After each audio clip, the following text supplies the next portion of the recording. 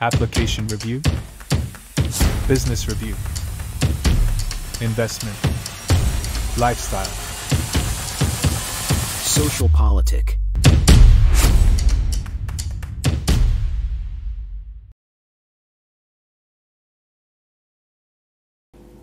Halo Bapak Ibu, saudara-saudari sekalian, lovers and haters, salam cerdas Indonesiaku.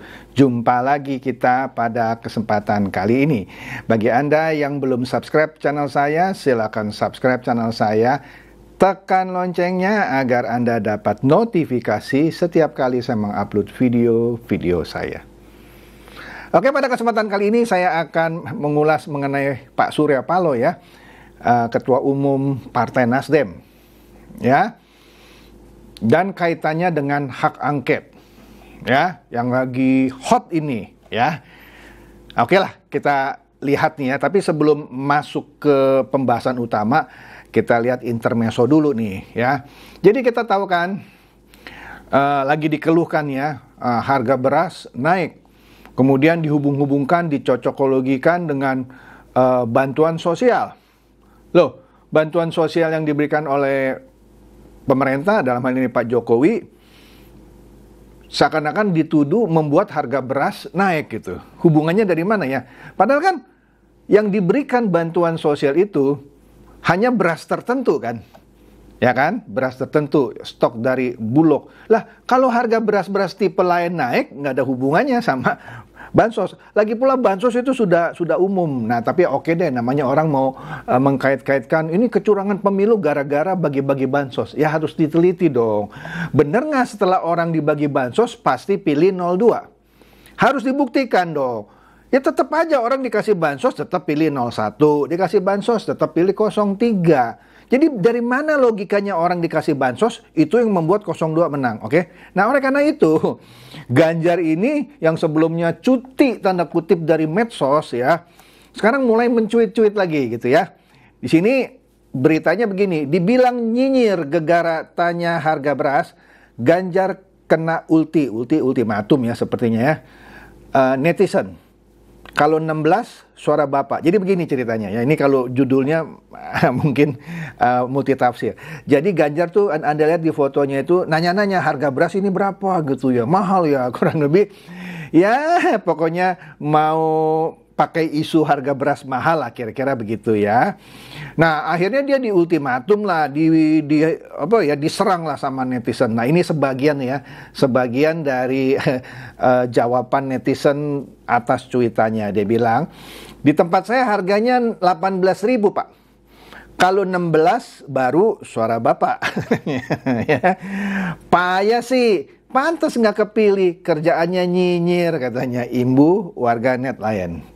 Kemudian ini bercanda seperti ketika Ganjar memberi nilai kepada Pak Prabowo. Di sini dikatakan, ini warganet bilang begini, sebut saja harganya, nggak usah takut, kayak saya gitu loh, harganya 17% Pak.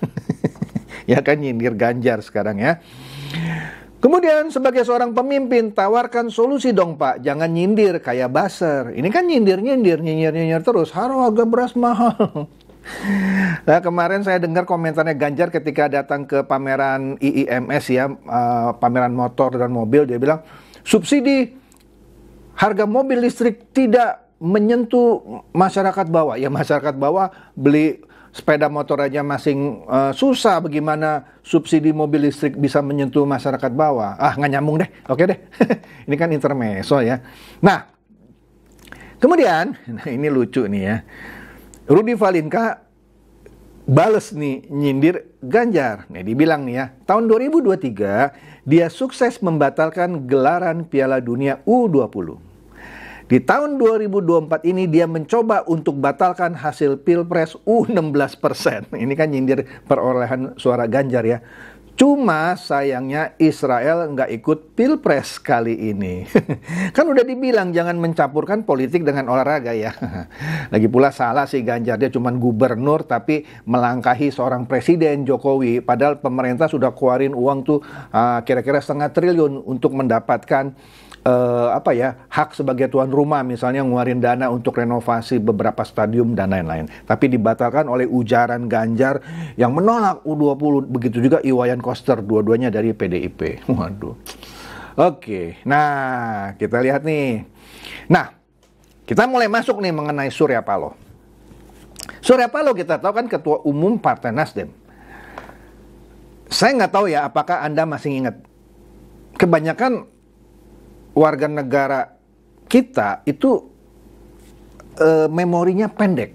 Maksudnya kalau kejadiannya sudah lama, dia lupa-lupa ingat gitu ya. Nah ini saya refresh ya.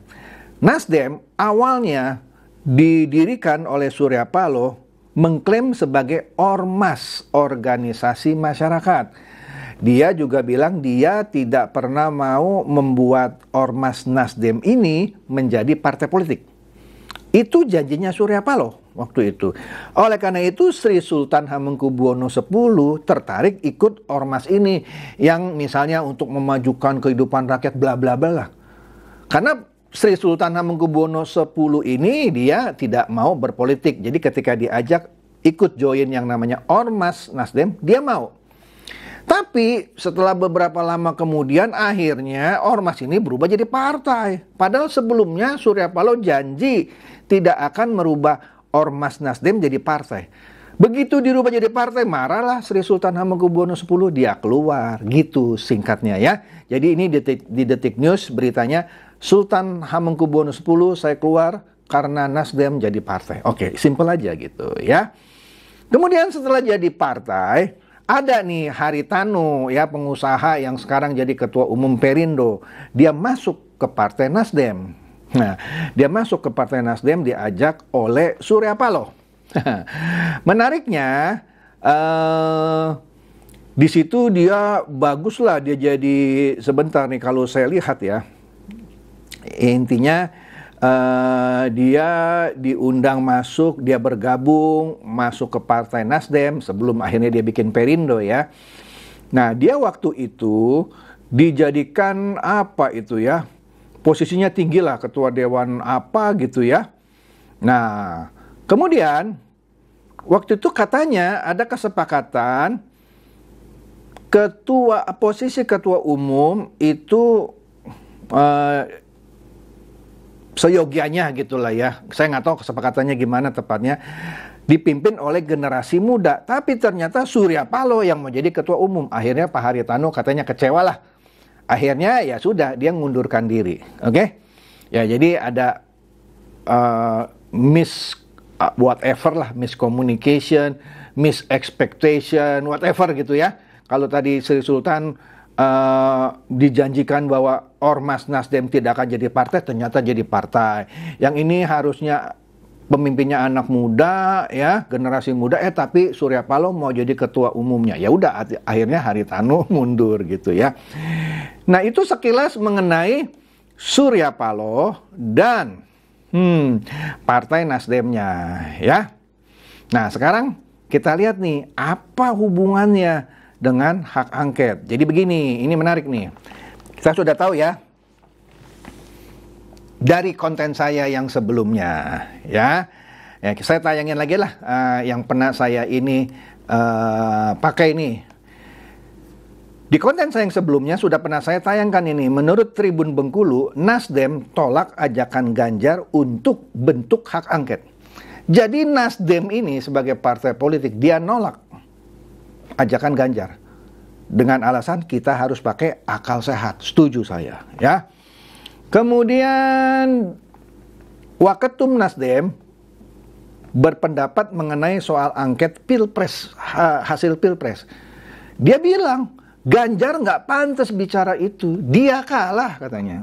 Senang saya dengar ini. Kemudian di internalnya Ahmad Syaroni tanda kutip memberikan tamparan keras kepada Anies Baswedan soal hak angket. Dikatakan di sini hak angket bukan urusan Anies sebagai paslon. Betul, urusan parpol, dalam hal ini Nasdem. Jadi dari berita-berita yang ada di hari-hari sebelumnya, terkesan Nasdem nggak mau ikut-ikutan hak angket. Bagus dong. Oke, tapi namanya kan Surya Paloh kan. Sebelumnya bilang mau jadikan cuman ormas, akhirnya jadi partai. Ya, mungkin ada kesepakatan dengan Haritanu bahwa ketuanya dipimpin oleh generasi muda, tapi dia sendiri yang mau jadi ketua umum. Ya, seperti inkonsistensi lah gitu ya. Hal yang sama soal hak angket. Ya. Ternyata ada inkonsistensinya juga di situ, ya. Nah, oleh karena itu kita lihat nih sebuah video, nanti Anda nilai sendiri ya, di mana inkonsistensinya seorang Surya Paloh mengenai hak angket. Yuk kita lihat nih videonya. Pada hak angket dari PDIP ini sudah asesnya dari Surya Paloh. Artinya sikap dari Koalisi Perubahan atau mendukung hak angket ya, Nah, kalian tahu itu kan hak konstitusional yang ada. Saya pikir wajib ya. Bukan hanya sekedar mengiyakan, tapi wajib untuk menghormati, menghargai hak-hak konstitusional itu. Kan sayang sekali kita. Ada hak konstitusional, diinisiat siapapun itu, terutama barangkali saat ini adalah kawan-kawan dari Partai Demokrasi Indonesia Perjuangan misalnya. Nah, kita katakan tidak baik, kita katakan kurang, kita tidak sepakat. Itu hak dalam berdemokrasi. Tapi sikap kita dalam hal ini pendukung Mas Anies dan Caimin, dalam koalisi perubahan, jelaslah memberikan support, memberikan katakanlah dukungan ke arah itu. Prosesnya bagaimana? Ya biarkan dia mengalir aja secara natural aja.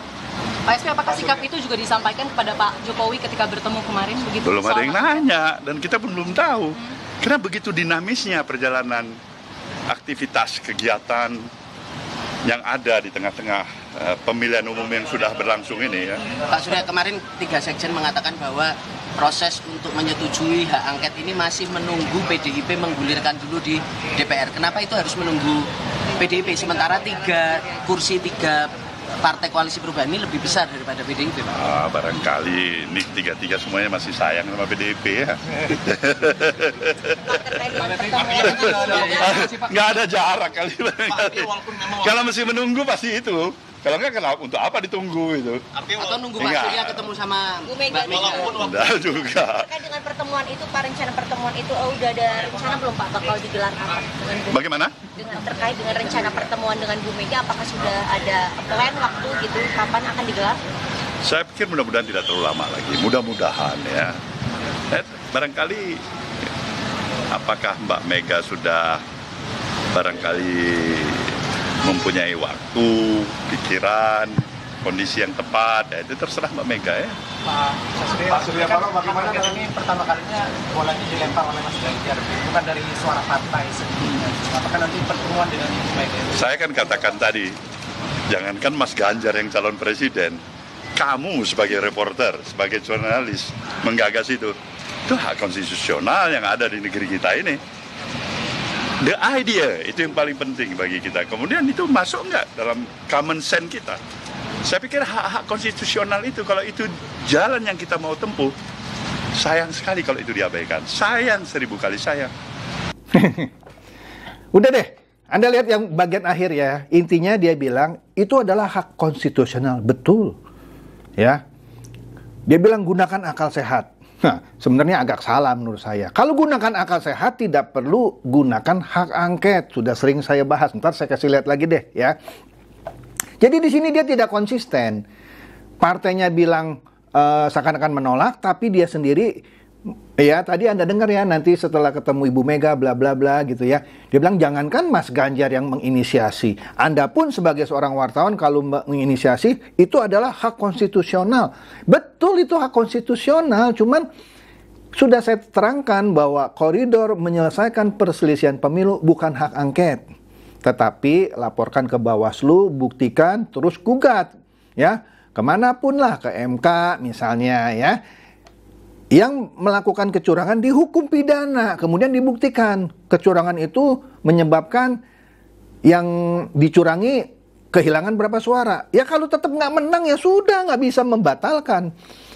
Pemilu itu hanya bisa dibatalkan kalau ada kecurangan masif. Misalnya 80 juta suara Ganjar itu dicuri sama 02. Nah itu bisa batal pemilu. Tapi kan harus dibuktikan. Gitulah. Jadi sekali lagi ya, mohon maaf Pak Surya Paloh, Anda tidak konsisten. Pagi delay, sore tempe. Oke? Oke deh, kita move dulu nih, kita move on. Nah, oleh karena itu, ada cuitan bagus nih dari Call Me Bur katanya ya. Angket itu, 1, mari rekonsiliasi. 2, ajaklah kami ke kabinet, kan kami kalah, ajak dong. Berilah kami 1 menteri. Jadi hak angket itu dijadikan bargaining power gitu ya, supaya tidak digulirkan. Kira-kira begitu maksudnya, nangkap saya. Jangan lanjutkan masalah kami. Ya sebenarnya ini nggak tepat, nggak ada masalah kok sebenarnya. Kemudian KPK suruh diam dong, karena kan mereka takut nih, ada yang takut nih mau diperiksa sama KPK. Jadi nggak salah ini. Jadi dengan menggunakan angket ini untuk bargaining power. Jadi kalau ada yang bermasalah, tolong jangan diproses dong, KPK suruh diam. Kira-kira begitu maksudnya. Ya setuju lah saya gitu ya. Lucu juga sebenarnya ya. Oke, kita lihat lagi nih. Ada cuitan dari Miss Tweet namanya ya. Hera Loops, nggak tahu siapa ini ya. Sebelum Pilpres ya, siapa yang bilang lah itu ya, pokoknya orang PDIP. Bukan sombong, PDIP bisa usung capres tanpa koalisi dengan parpol lain. Betul, karena dia punya kursi di DPR itu melebihi 20%. Maka tanpa berkoalisi sama siapapun, dia bisa calonkan capres dan cawapres. Beda dengan 02, di mana Gerindra harus mengajak beberapa partai berkoalisi. Begitu juga dengan Nasdem harus ngajak PKS, sebelumnya dengan Demokrat, akhirnya ganti dengan PKB. Karena mereka tidak ada satupun partai yang jumlah kursinya 20% di DPR. Oke? Makanya benar, sebelum Pilpres, bukan sombong, PDIP bisa usung capres sekaligus cawapres tanpa koalisi dengan parpol lain.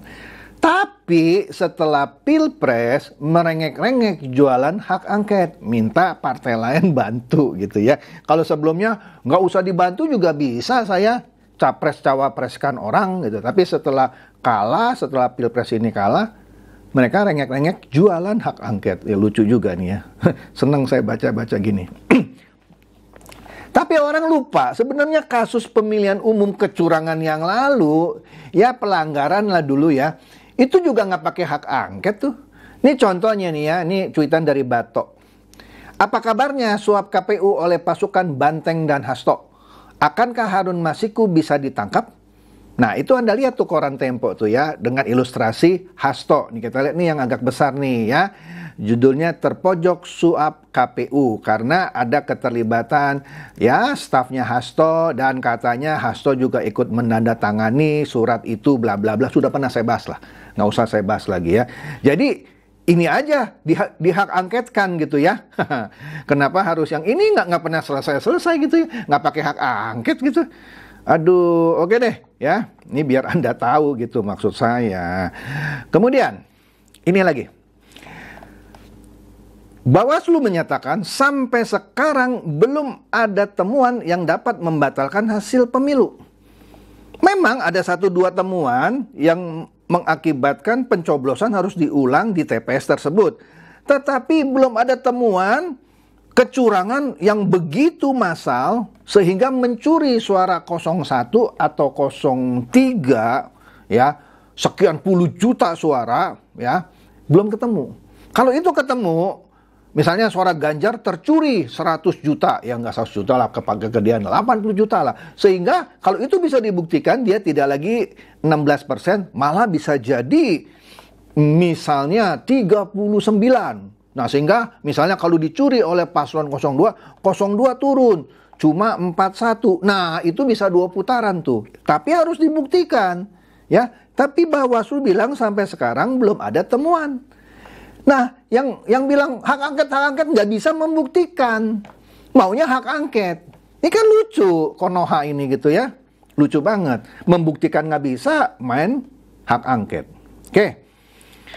Pak Mahfud udah bilang ya, statement saya ini clear di video saya yang kemarin. Saya tidak ikut urusan hak angket, bukan karena perbedaan pandangan dengan Mas Ganjar katanya. Tetapi secara konstitusi, hak angket itu urusan parpol di DPR, bukan urusan paslon atau capres atau cawapres. Saya bukan orang parpol atau anggota DPR, kalau Mas Ganjar memang orang parpol. Oh jadinya, udah gue gak ikut-ikutan. kata Pak Mahfud. Ini benar sih statementnya ya, karena Pak Mahfud sebagai profesor ahli hukum tata negara ngerti koridor hukumnya bukan hak angket, tetapi laporan, pembuktian di Bawaslu, kemudian sidang di MK. Ya, kalau ada kecurangan 1 juta suara, oh terbukti, ya sudah ambil suaranya dari yang mencurangi, kasih kepada yang dicurangi. Nah hitung lagi, oh dia naik 0,5% misalnya, ya tetap nggak menang. Gitu maksudnya ya. Bukan ke hak angket. Nah, ini mulai menarik nih ya. Kemarin juga udah pernah saya bahas nih. Dewan Pengarah TKN Prabowo Gibran, Pak Yusril Issa Mahendra menegaskan, pihak yang kalah tidak bisa menggunakan hak angket DPR untuk menyelidiki kecurangan dalam pemilu 2024. Anda sendiri yang harus menyelidiki, membuktikan, bawa ke Bawaslu, kemudian gugat ke MK. Bukan bawa ke DPR untuk menyelidiki kecurangan. Artinya Anda cuma duga-duga dong, ada kecurangan. Tapi Anda juga nggak yakin ada atau nggak. Anda juga nggak bisa bawa buktinya gitu kan. Buktikan dulu. Itu pun tidak perlu ke DPR. Nggak perlu hak angket. Gimana Mas Ganjar yang katanya udah pernah jadi anggota DPR kok begini aja nggak ngerti ya? Aduh, bingung saya nih. Nah, kemudian Yusril juga pernah bilang, jalan konstitusional Capres yang kalah di Pilpres 2024 itu dibawa ke MK, digugat di MK, bukan ke DPR.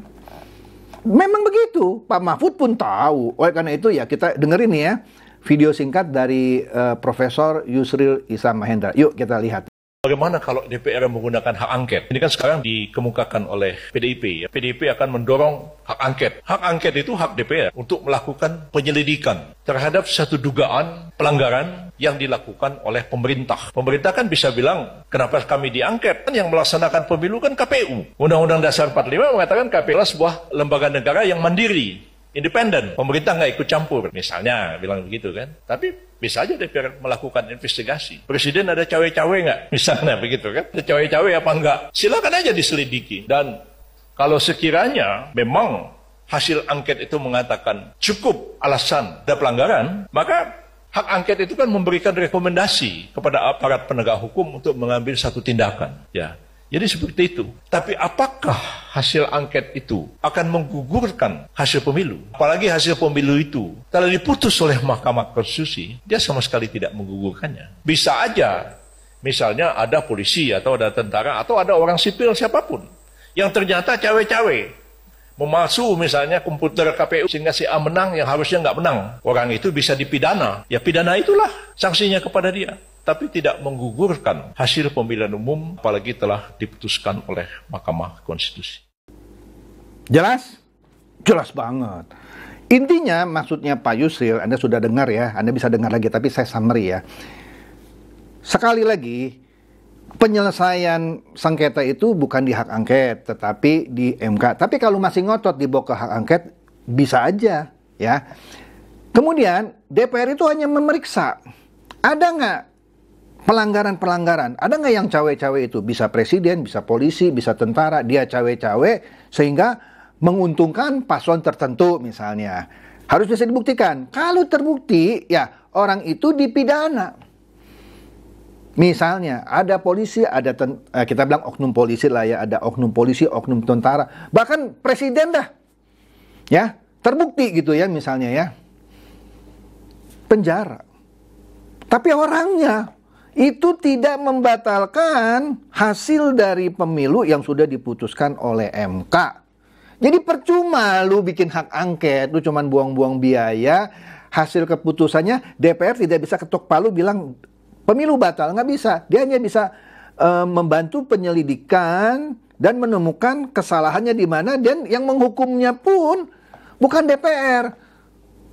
Siapa? Ya mungkin pengadilan memutuskan, oh iya nih terbukti ya lu cawe-cawe ya, sehingga paslon 02 menang lu ya. Udah, lu masuk penjara. Itu, tapi tidak membatalkan hasil pemilihan umum.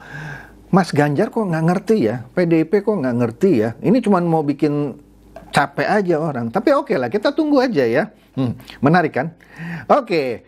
Kemudian di beberapa tempat yang dibilang curang-curang, ini minta diulang. Oke, diulang. Anda lihat nih di kompas.com.